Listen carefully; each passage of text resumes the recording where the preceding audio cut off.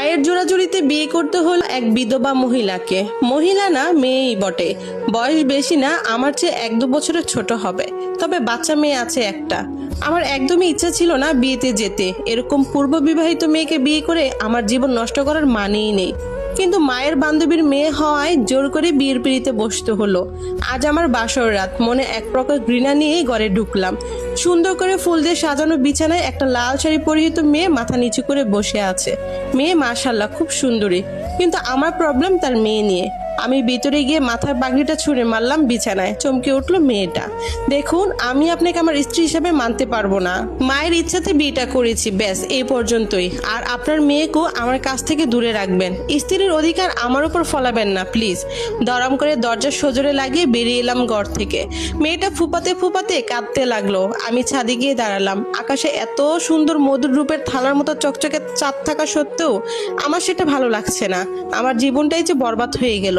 শেষে কিনা এক বিধবার সাথে বিয়ে করতে হলো। মায়ের ওপর খুব রাগ হচ্ছে।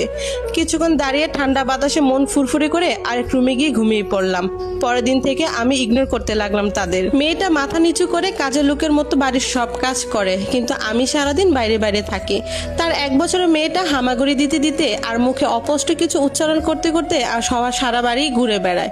বাড়িতে শুধু আমরা 3 জনই থাকি। সারাদিন কাজ শেষে যখন বাড়ি ফিরি তখন দেখি বাচ্চা মেয়েটা হামাগুড়ি দিতে দিতে আমার সামনে আসে। আমার দিকে তার মায়াবী চোখগুলো দিয়ে তাকায়। বিরক্ত লাগে আমার তাকে দেখলে। আমি পাশ কাটিয়ে নিজের রুমে চলে যাই। ওর মা চুপচাপ আমায় খাবার দিয়ে যায়।